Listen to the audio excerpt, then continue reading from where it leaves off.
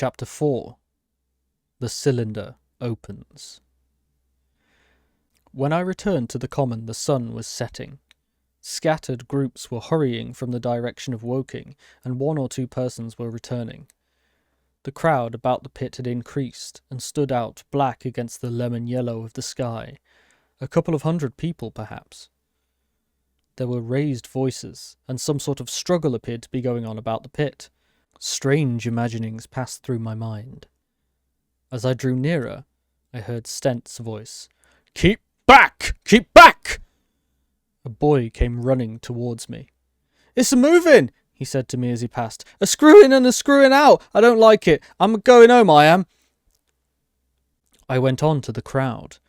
There were really, I should think, 200 or 300 people elbowing and jostling one another, the 1 or 2 ladies there being by no means the least active. "He's fallen in the pit!" cried someone. "Keep back," said several. The crowd swayed a little, and I elbowed my way through. Everyone seemed greatly excited. I heard a peculiar humming sound from the pit. "I say," said Ogilvy, "help keep these idiots back. We don't know what's in the confounded thing, you know." I saw a young man, a shop assistant in Woking, I believe he was, standing on the cylinder and trying to scramble out of the hole again. The crowd had pushed him in. The end of the cylinder was being screwed out from within. Nearly 2 feet of shining screw projected.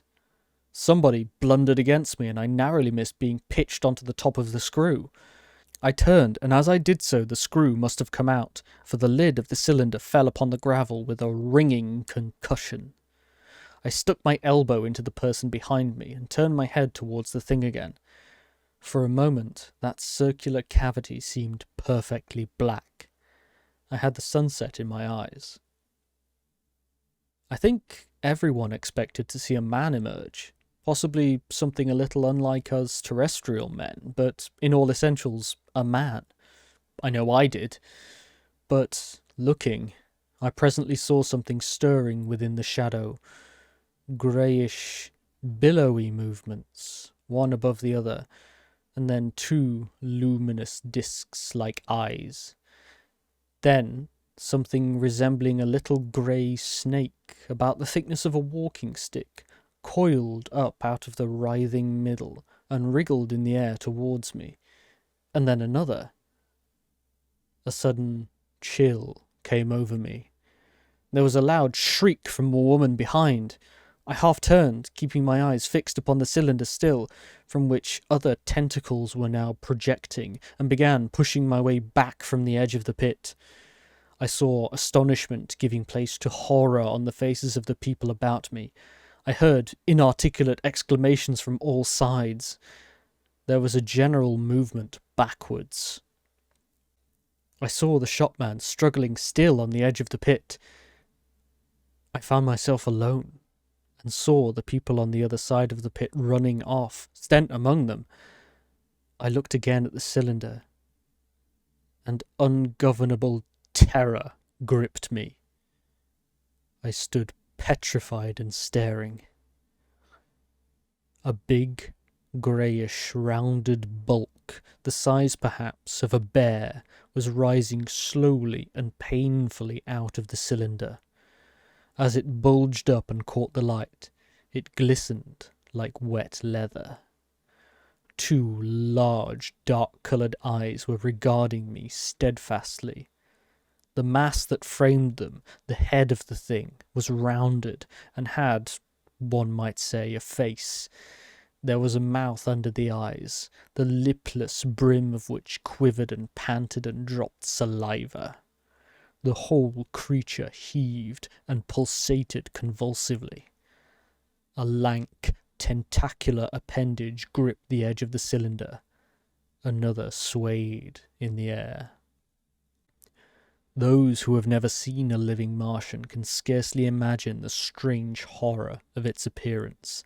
The peculiar V-shaped mouth with its pointed upper lip, the absence of brow ridges, the absence of a chin beneath the wedge-like lower lip, the incessant quivering of this mouth, the gorgon groups of tentacles, the tumultuous breathing of the lungs in a strange atmosphere, the evident heaviness and painfulness of movement due to the greater gravitational energy of the earth. Above all, the extraordinary intensity of the immense eyes were at once vital, inhuman, crippled, and monstrous. There was something fungoid in the oily brown skin, something in the clumsy deliberation of the tedious movements unspeakably nasty. Even at this first encounter, at this first glimpse, I was overcome with disgust and dread. Suddenly the monster vanished. It had toppled over the brim of the cylinder and fallen into the pit with a thud like the fall of a great mass of leather. I heard it give a peculiar thick cry, and forthwith another of these creatures appeared darkly in the deep shadow of the aperture. I turned, and, running madly, made for the first group of trees, perhaps 100 yards away. But I ran slantingly and stumbling, for I could not avert my face from these things. There, among some young pine trees and furze bushes, I stopped, panting, and waited further developments. The common around the sandpits was dotted with people, standing, like myself, in a half-fascinated terror, staring at these creatures, or rather at the heaped gravel at the edge of the pit in which they lay. And then, with renewed horror, I saw a round, black object bobbing up and down on the edge of the pit. It was the head of the shopman who had fallen in, but showing as a little black object against the hot western sun. Now he got his shoulder and knee up, and again he seemed to slip back until only his head was visible. Suddenly he vanished, and I could have fancied a faint shriek reached me. I had a momentary impulse to go back and help him, but my fears overruled it. Everything was then quite invisible, hidden by the deep pit and the heap of sand that the fall of the cylinder had made. Anyone coming along the road from Cobham or Woking would have been amazed at the sight. A dwindling multitude of perhaps 100 people or more standing in a great irregular circle, in ditches, behind bushes, behind gates and hedges, saying little to one another, and that in short, excited shouts, and staring hard at a few heaps of sand. The barrow of ginger beer stood, a queer derelict, black against the burning sky, and in the sand pits was a row of deserted vehicles with their horses feeding out of nosebags and pawing the ground.